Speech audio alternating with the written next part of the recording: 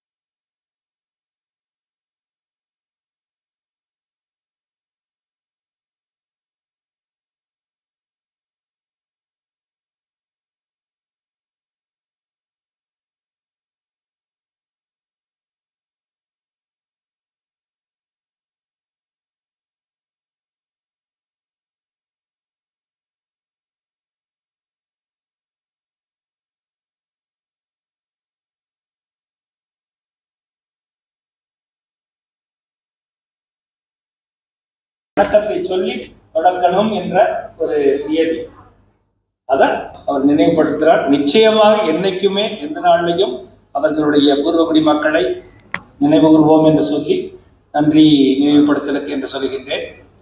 அதே மாதிரி இந்த விஜயதசமி தொட்டதெல்லாம் திளங்கக்கூடிய விஜயதசமி தினத்திலே அவர் வர்றாங்கன்னு சொன்ன உடனே அவங்க சச் டைட் ஷெட்யூல். ஏனென்றால் அவங்க 29ஆம் தேதியிலிருந்து கிட்டத்தட்ட 2ஆம் தேதி வரைக்கும் டைட் ஷெட்யூல் கான்ஃபரன்ஸுக்கு மத்தியில் எங்களுக்காகவும் தமிழ் கலை மற்றும் பண்பாட்டுக் கழகம் கேட்டவுடன் 2 மணி நேரம் ஒதுக்கி கொடுத்து அந்த பிஸி ஷெட்யூல்ல இங்க வந்ததுக்கு முதல் கணம் திரு டாக்டர் பி நாராயணன் அவர்களை மிக்க நன்றி. அவரோட சேர்ந்து வந்திருக்கின்ற மூத்த அதிகாரிகள் அவர்களை எல்லாம் இங்கே வரவேற்பதில் ரொம்ப ரொம்ப சந்தோஷப்படுறோம். சதீஷ் அண்ட் கணேஷ பிள்ளை அண்ட் மிஸ்டர் சதீஷ், ரொம்ப சந்தோஷம். அதான் முதல் சொன்னாப்புல தாத்தா கிட்டத்தட்ட 2011ஆம் ஆண்டு துவக்கப்பட்டு அன்று தொடங்கி முக்கிய விழாக்களாக சிட்னியில் சித்திரை திருவிழா என்ற தமிழ் புத்தாண்டிற்காக விழா எடுக்கின்றோம். கடந்த 13 ஆண்டுகளாக தமிழ் கிராமிய கலைஞர்களை அழைத்து வந்து மற்றும் எழுத்தாளர்களை எல்லாம் அழைத்து வந்து இந்த இனிய இலக்கிய சந்திப்பு விழாவை நடத்துகின்றோம். அதே போல முக்கியமாக நம்முடைய முக்கிய திருநாளாம் தைத்திருநாள் வர இருக்கின்ற ஆண்டு 10வது ஆண்டாக நியூ சவுத் வேல்ஸ் மாநில நாடாளுமன்றத்திலே பொங்கல் விழாவை சிறப்பாக நடத்தி கொண்டிருக்கின்றோம். அதே போல கேன்பரால கூட நாடாளுமன்றத்தில் கிட்டத்தட்ட 7 ஆண்டுகள் பொங்கல் விழாவை துவக்கி அங்கேயும் கண்டினியூஸாக உங்களுடைய ஆதரவோடு நடத்தி கொண்டிருக்கும். அதே போல இது போல சிறப்பு விருந்தினர்கள் சந்திப்பு தொடர்ந்து வரக்கூடிய, அதே மாதிரி health work shop, education work shop, financial work shop, அந்த மாதிரி ஒர்க் ஷாப்ஸ் அந்த மாதிரி நடத்தி இருக்கின்றோம். அதே மாதிரி கோவிட் காலங்களிலும் கூட எல்லாம் உதவிகள் செய்தோம். அரசாங்கம் இங்கே உதவி செய்யும் பொழுது அதை பொதுமக்களுக்கு கொண்டு செல்வதற்கும், அதே போல புயல் இந்தியா என்பது எல்லோருக்கும் ஒரு பெருமை. நாட்டின் பெருமை என்று சொல்லுவார்கள் இஸ்ரோ. அந்த இன்டர்நேஷனல் ஃபேம். எப்பவுமே ஒரு விண்கலம் ஏவும் பொழுது உலகமெல்லாம் திரும்பி பார்க்கக்கூடிய அளவு நம்ம சாதனை படைத்துக் கொண்டிருக்கின்றோம் இந்தியா. அந்த இஸ்ரோ அமைப்பினுடைய தலைவர் இங்கே வந்து நம்முடைய அமைப்பிலே சிறப்பு விருந்தினராக வந்ததற்கு மீண்டும் ஒரு முறை வருக வருக என்ற அவரோடு வந்திருக்கின்ற நம்முடைய டாக்டர் கணேச பிள்ளை அவர்களுக்கும் திரு சதீஷ்குமார் அவர்களுக்கும் இந்த நேரத்திலே வருகை என்று சொல்வது மிக்க மிக்க மகிழ்ச்சி கொள்கின்றேன். அதே மாதிரி நம்முடைய சிஜி, அதுதான் சொல்லுவேன், தமிழ் மக்கள், நம்முடைய தமிழர் இரண்டாவது தமிழராக சிட்னியிலே சிஜியாக வந்திருக்கின்றார். 2003 கணபதி இருந்தாரு. அதுக்கப்புறம் doctor Janakiraman after such a long time நம்முள் ஒருவராக இருப்பது இந்த ரொம்ப குறுகிய கால அழைப்பின் ஏற்று வந்ததுக்கு மிக்க மகிழ்ச்சி. என்னைக்குமே நமக்கு எந்த ஒரு இதாக இருந்தாலும் தோல் கொடுப்பவர் நிச்சயமாக வருக வருக என்று வரவேற்பதில் மிக்க மகிழ்ச்சி கொண்டேன். அதே மாதிரி இஸ்ரோ சேர்மன் எங்களை அப்ரோச் பண்ணதுக்கு முக்கிய காரணம் ரமேஷ், அதாவது அர்ஜுன் ரமேஷ் வந்து இங்க லோக்கல்ல நம்ம ஆஸ்திரேலியால ஐடி ப்ரொஃபஷனல். அவருடைய அப்பா வந்து he was a deputy director in ISRO and just retired last month. அவரு இங்க ஆஸ்திரேலியாவுக்கு வந்திருந்தாரு. அவரு வந்திருந்தப்ப சார் வர்றாரு, எஸ் ஒரு கம்யூனிட்டி ரிசப்ஷன் ஏற்பாடு பண்ணணும்னு அவங்க சொன்ன உடனே நிச்சயமாக எதுக்கு அவங்க சொன்ன உடனே நீங்க சொன்ன உடனே எஸ் பண்ணலாம்னு சொல்லி எத்தனை போன ஞாயிற்றுக்கிழமை தான் எங்களுடைய இந்திய இலக்கிய சந்திப்பு முடிந்தது. ஞாயிற்றுக்கிழமை பொதுக்குழு நடந்தது. கண்டினியூஸ் இன்னைக்கு நம்ம செக்ரட்டரி கூட ஊருக்கு போயிருக்காங்க, லாங் வீக்கெண்டு. ஒரு விஷயம் எப்பவுமே பொதுமக்களுக்கு தெரியணும் என்றால் அதற்கு மீடியா நிச்சயமாக அவசியமாக இருக்கின்றது. SBS ரைசல் அவர்களுக்கும் இன்னைக்கு உடனே வந்த அவரை கொண்டு போய் SBS ஸ்டுடியோல கூட்டிட்டு போய் இன்னைக்கு பேட்டி எடுத்து இன்னும் அவர் வந்திருக்கிறது ஆஸ்திரேலியா பூரம் தெரியும் அளவிற்கு செய்து விட்டார். ஏனென்றால் எப்பவுமே SBS தமிழ்ல வந்ததுன்னா அது ரெக்கார்ட்ல போய் always it is there. someone has visited from Tamil community என்பது மிக்க பெருமையாக இருக்கின்றது. அதே போல நம்ம ஆஸ்திரேலிய தமிழ் ஒலிபரப்பு கூட்டு தாபனம் இங்க இருந்து டைரக்டா லைவ் பண்ணிக்கிட்டு இருக்காங்க. அதே மாதிரி ஸ்ரீ அவர் வந்து அவருடைய யூடியூப் சேனல் சிட்னி ஸ்ரீ என்ற யூடியூப் சேனல் மூலமாக லைவ் பண்ணிக்கிட்டு இருக்காரு. Then I have to mention Mr. Harman Waliaji, who is there for us a community known worker. See, always a volunteer. Volunteer என்ற பேருக்கு வந்து சில பேரை வந்து ஈஸியா சொல்லலாம். ஏனென்றால் இந்த வயசுலையும் அவ்வளவு மாதிரி ஓடி he serves the community. I thank Harman Waliaji for this. And இங்க வந்திருக்கவங்க எல்லாம் மூத்தோர்கள்.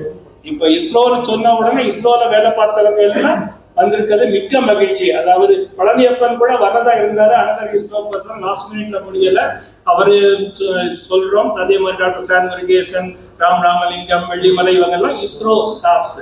எல்லாரையும் வரவேற்பதிலையும் நம்முடைய டீம் சுந்தரவடிவேல் மற்றும் நம்ம டீம் மெம்பர்ஸ் அண்ட் எல்லாரையும் இந்த நேரத்தில் வரவேற்பதில் மிக்க மிக்க மகிழ்ச்சி கொள்கின்றோம்.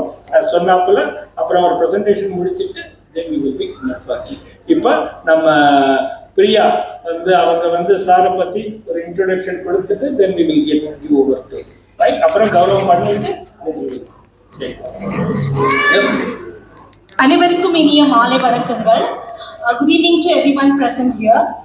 It's a great honor to welcome Mr. V. Narayanan, Secretary of Department of Space and Chairman of ISRO. Dr. Narayanan has devoted over 40 years to India's space program, starting his career with launch vehicles like PSLV and ASLV.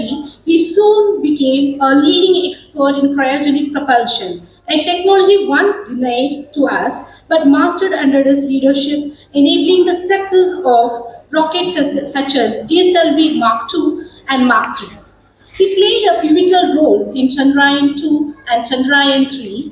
After the setback of Chandrayaan-2, he guided the expert committee that ensured the resounding success of Chandrayaan-3.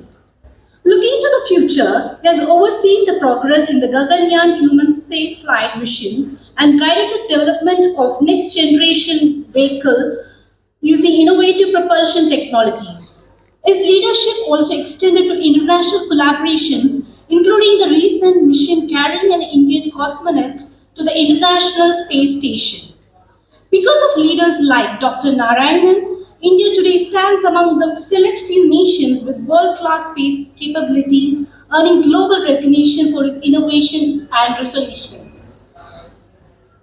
Beyond being a scientist, Dr. Narayan is a strategic planner who shaped ISRO's propulsion roadmap for the next 20 years. His contributions have been recognized with numerous national honors, awards, and honorary doctorates.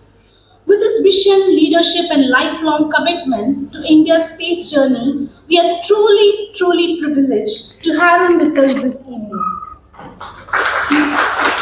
Ladies and gentlemen, please join me in giving a warm welcome to Dr. V. Narayanan, a leader who has taken India's dreams beyond the earth into the space.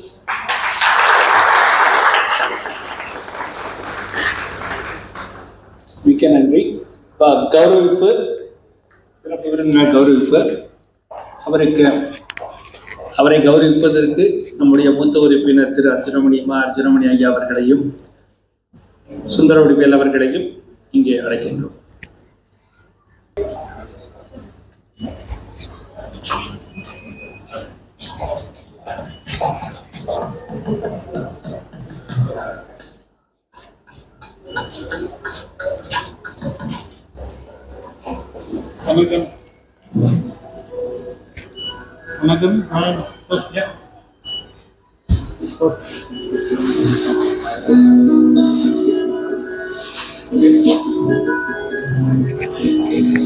இந்த பொன்னாடை பற்றி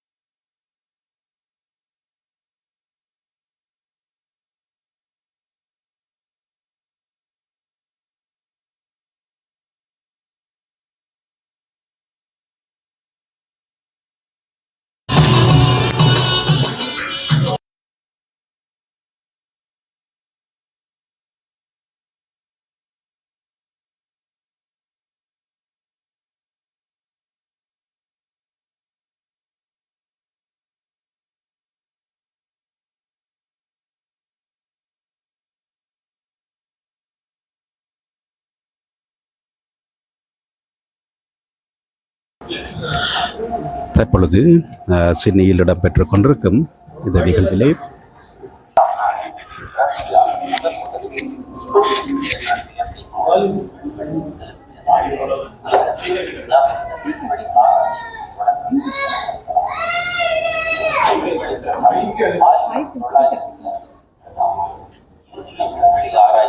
தந்தை பேராசிரியர் விக்ரம் ஏ சாராபாய் அவர்களால் ஆரம்பிக்கப்பட்டது.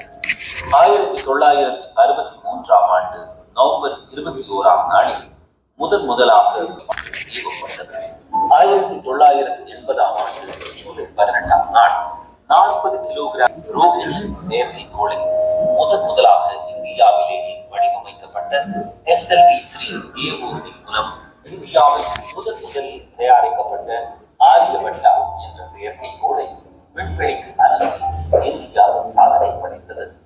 SLV-3க்கு பின்னால் SLV-3க்கு பின்னால் ASLV, PSLV, GSLV, LVM-3, SSLV போன்ற 6 தலைமுறை ஏவுகணைகளை வடிவமைத்து செயற்கைக்கோள்களை விண்வெளிக்கு அனுப்பியுள்ளது. இந்திய விண்வெளி ஆய்வு நிறுவனமான இஸ்ரோ இந்திய மக்களுக்கு தொலையுணர்வு, விவசாயம், நீர்வளத்தை கண்டறிதல், தட்பவெப்பநிலை அறிதல், புயல், சூறாவளி, சுனாமி போன்ற பேரிடர்கள் ஆய்வு செய்துள்ளது.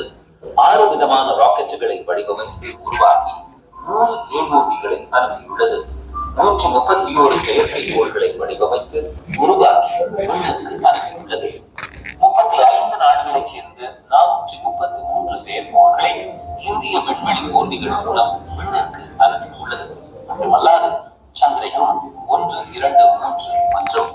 மங்கள்லால் விண்வெளி ஆய்வு நிறுவனத்தை பேராசிரியர் விக்ரம் ஏ சாராபாய், பேராசிரியர் MGK மேனன், பேராசிரியர் சதீஷ் தவான், பேராசிரியர் குமார் ராவ், முனைவர் கஸ்தூரி ரங்கன், முனைவர் மாதவன் ராவ், முனைவர் கே ராதாகிருஷ்ணன், மதிப்பிற்குரிய திரு KS கிரண்குமார், முனைவர் கே சிவன், முனைவர் S சோமன் ஆகிய விஞ்ஞானிகள் வழிநடத்தியுள்ளனர். இதோ இந்த விஞ்ஞானிகள் பட்டியலில் மற்றொரு விண்வெளி சாதனையாளர் முனைவர் வன்னிய பெருமாள் நாராயணன். இந்திய விண்வெளி துறையை வழிநடத்தியுள்ளார்.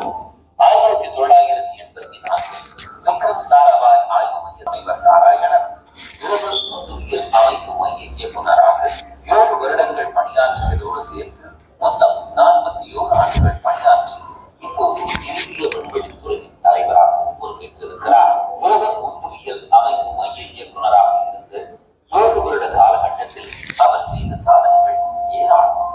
இந்திய விண்வெளி ஆய்வு நிறுவனத்தில் திரவ உந்துவியல் அமைப்பு மையம் திருவனந்தபுரம் அருகில் உள்ள வலிய மலையை தலைமையகமாக இயங்கி வருகிறது.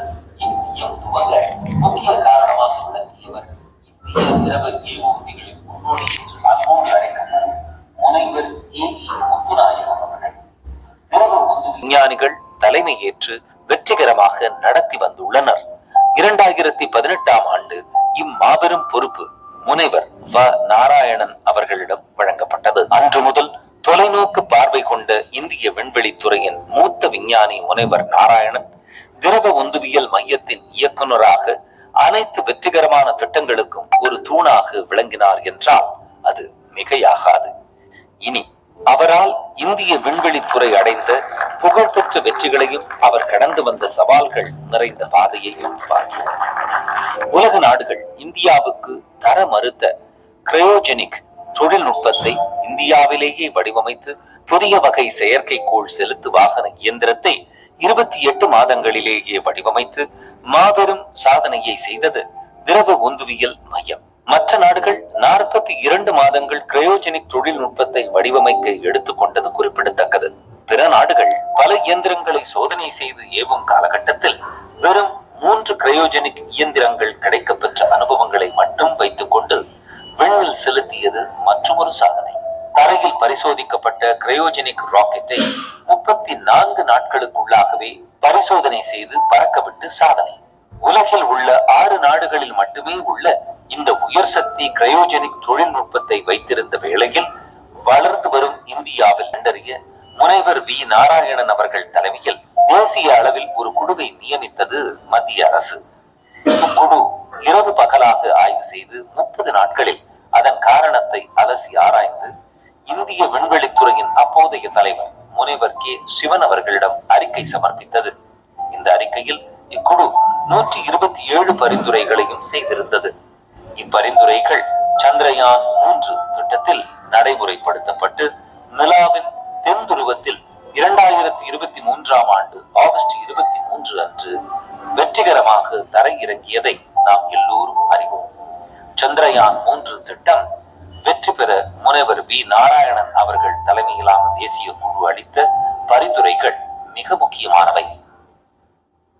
மாண்புமிகு பாரத பிரதமர் உலகின் 4வது நாடாக இந்தியா ஆதித்யா L1 என்ற செயற்கைக்கோளை வடிவமைத்து அனுப்பியது. இந்த செயற்கைக்கோளை ஏவூர்தியை பயன்படுத்தி விண்ணில் ஏவுவதற்கும் பின்னர் 15 லட்சம் கிலோமீட்டர் தொலைவில் உள்ள லெக்ராஞ்ச் 1 புள்ளியை துல்லியமாக சென்றடைய தலைவர் என்ற முறையிலும் முனைவர் நாராயணனின் பங்கு சாலச் சிறந்தது. மனிதனை விண்ணிற்கு அனுப்பும் தரம் வாய்ந்த L110 இயந்திரம், C-32 கிரையோஜெனிக் இயந்திரம், க்ரூ மாடியூல் ப்ரொபல்ஷன் எனப்படும் விண்வெளி வீரர்களின் தொகுதியில் உள்ள உந்து விசை கருவிகள், சர்வீஸ் மாடியூல் ப்ரொபல்ஷன் எனப்படும் சேவை தொகுதியை முனைவர் நாராயணன் தலைமையிலான குழு வடிவமைத்தது. கட்டுப்பாட்டு குழுவின் தலைவராகவும் முனைவர் நாராயணன் உள்ளார் என்பது குறிப்பிடத்தக்கது. தொலைநோக்கு பார்வையுடன் அவர் வகுத்த திட்டங்கள் 200 டன் உந்து விசை தரவல்ல திரவ ஆக்சிஜன் மற்றும் இஸ்ரோசின் எனப்படும் ஏவூர்திகளில் பயன்படுத்தப்படும் உயர்தர மண்ணெண்ணெய் எரிபொருள்களை கொண்ட செமிக்ரையோ ஏவூர்தி இயந்திரங்களை இவரது மேற்பார்வையில் வடிவமைத்து அதன் சோதனைகள் நடைபெற்று வருகின்றன. மேலும் உருவாக்கம் பெற்று வருகிறது. பெங்களூரில் உள்ள LV LBSCயில் செயற்கைக்கோளுக்கு தேவையான உந்துவிசை கருவிகளும் அழுத்தம், வெப்பம், வேகம் போன்ற அளவீட்டு கருவிகளையும் வடிவமைத்து வழங்கி வருகிறது. முனைவர் வி. நாராயணன் திருவனந்தபுரத்திலிருந்து பணியாற்றிய போதிலும் LICC எனும் ஒருங்கிணைப்பு குழுவில் வழங்கப்பட்ட மாண்புமிகு இந்திய ஜனாதிபதி அவர்களிடம் இருந்து பெற்ற வாழ்நாள் சாதனையாளர் விருது மற்றும் டிஸ்டிங்விஷ்ட் அலும்னை விருது, மேல்நிலை படிப்பு MTech முதல் மாணவனாக தேர்வு பெற்றதற்காக வெள்ளி பதக்கமும் வழங்கப்பட்டது ஆகிய விருதுகள் உட்பட 12 தேசிய விருதுகளை பெற்றுள்ளார். இந்திய விண்வெளித்துறைக்கு ஆற்றிய சிறந்த பணிக்காக ஆஸ்ட்ரோநாட்டிக்கல் சொசைட்டி ஆஃப் இந்தியாவின் தங்கப் பதக்கத்தை, அன்றைய பாரத பிரதமர் கிடைக்கப்பட்ட விருது உள்ளிட்ட 7 விருதுகளை பெற்றுள்ளார். கல்வி நிறுவனங்கள் அவரது சேவையை பாராட்டி வழங்கிய விருதுகள் 4ஆக மொத்தம் 28 விருதுகளை பெற்றுள்ளார் முனைவர் நாராயணன் அவர்கள். முனைவர் வி. நாராயணன் இந்தியாவின் தென்கோடி மாநிலமான தமிழ்நாடு அக்டோபர் 15ஆம் நாளில் இயற்கை எழில் கொஞ்சும் மேலக்காட்டு விளை கிராமத்தில் பிறந்தார் குழந்தை நாராயணன். அன்று யாரும் அறிந்திருக்கவில்லை விட்டு வெண்ணை நோக்கி தனது எண்ண அலைகளை பாய்ச்ச போகும் குழந்தை என்று தெய்வத்திரு சி. வன்னிய பெருமாள், தெய்வ திருமதி S. தங்கம்மாள் தம்பதியினருக்கு மூத்த மகனாக பிறந்த குழந்தை நாராயணனின் குடும்பத்தில் கனவுகளுக்கு பஞ்சம் இல்லை.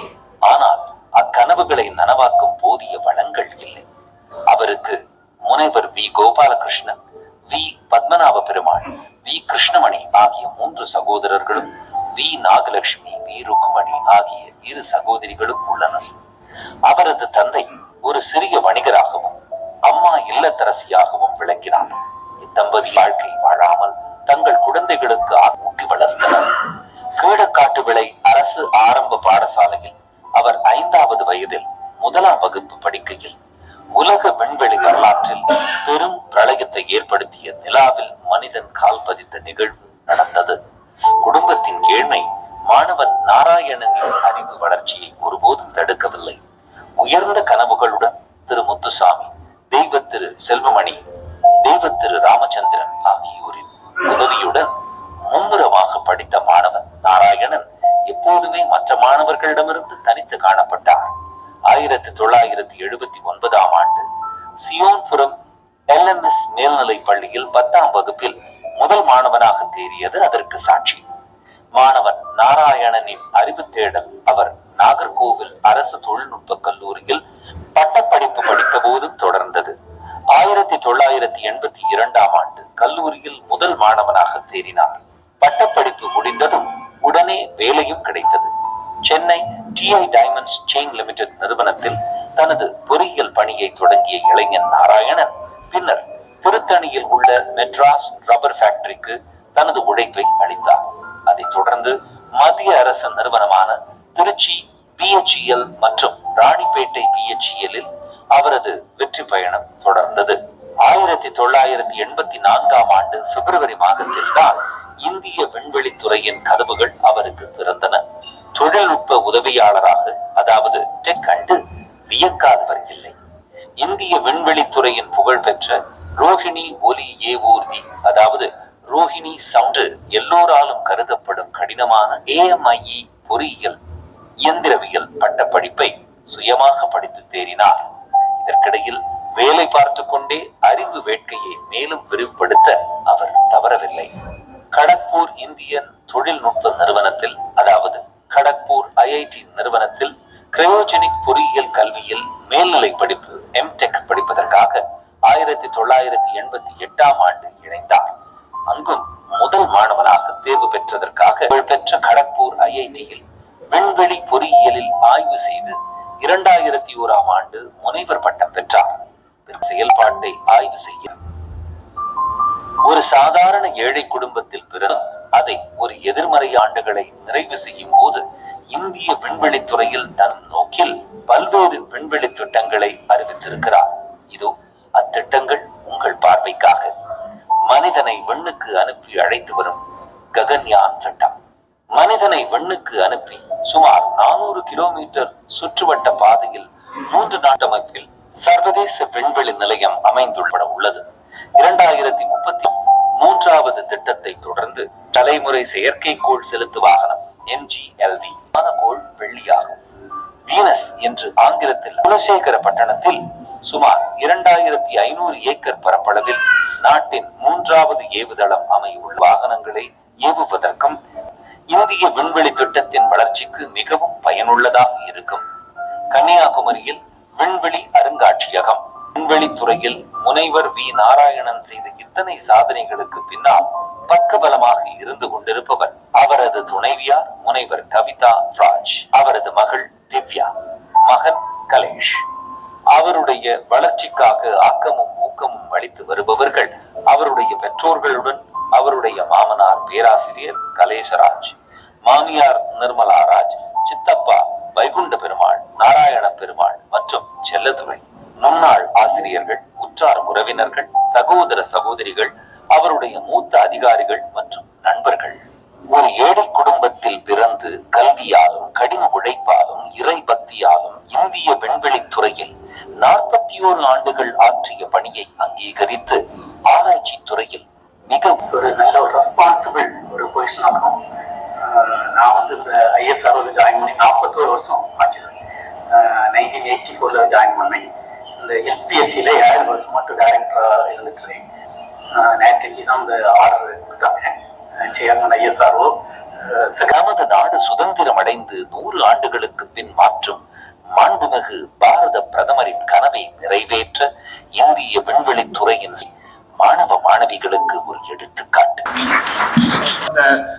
பார்த்த வீடியோல பார்க்கும் பொழுது அவர் சொன்னார் பாருங்க, ஒவ்வொருவருக்கும் ஊக்கம் கொடுக்கக்கூடிய பெருமை. ஏனென்றால் இந்த நேரத்தில் இன்னொன்று சொல்லணும், இதே போல இவன் தமிழர்கள் அந்த உயர் பதவியில் இருக்கிற சிவன் அவர்கள் இருந்திருக்கிறார்கள், நம்முடைய உலகம் போற்றும் அப்துல் கலாம் அவர்கள் இருந்திருக்கிறார்கள். இந்த நேரத்தில் இன்னொன்று சொல்லணும், நம்முடைய அப்துல் கலாம் அவர்கள் நினைவாக ஆஸ்திரேலியா நியூசிலாந்து அளவிலான தமிழ் ஊக்குவிப்பு போட்டிகள்ல திருக்குறள்ல முதல் பரிசு வாங்குறவங்களுக்கு தமிழ் கலை மற்றும் பண்பாட்டு கழகம் வருஷம் கொடுத்தாது. அப்துல் கலாம் வந்து ஒரு மறைந்த ஆண்டுல இருந்து இதுவரை ஒவ்வொரு கூட்டத்திலையும் குரல் சொல்லுவார். அதனால ஆஸ்திரேலியா நியூசிலாந்து அளவிலான தமிழ் ஊக்குவிப்பு போட்டியில் முதல் பரிசு பெறும் குழந்தைக்கு தமிழ் கலை மற்றும் பண்பாட்டு கழகம் ஆண்டுதோறும் அவருடைய பேரில் தங்கப்பதக்கம் வழங்கி வருகின்றது என்றது இந்த நேரத்துல உங்கள்கிட்ட சொல்றது அவர்களுக்கு.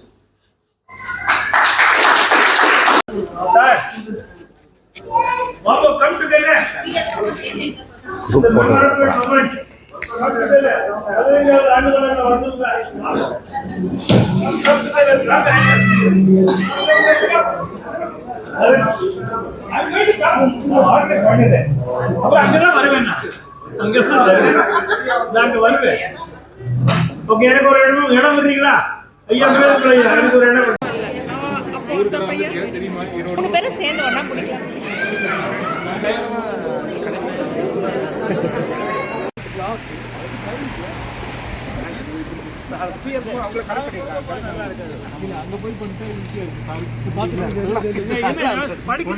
இல்ல அவர் படிக்கிறேன்னு சொன்னார்.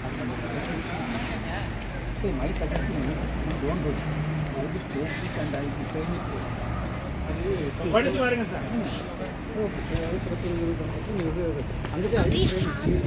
கிளாஸ் போட்டு தந்தா கூட கிளியர் எனக்கு சர்டிஃபிகேட் நான் உள்ள வச்சு ஐ வில் மேனேஜ். டோன்ட் இப்படி தான் இருக்கு. அவர் தான் கவுன்சிலர் சிட்னி. இனிமேல் தான் கிளம்ப போகிறோம். சரிப்பா, என்ன வேணும்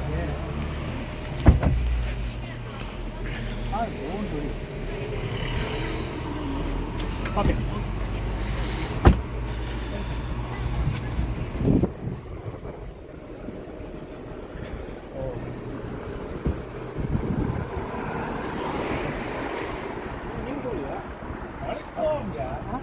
அவங்க போறாங்க, நாளைக்கு நாங்க போவோம்.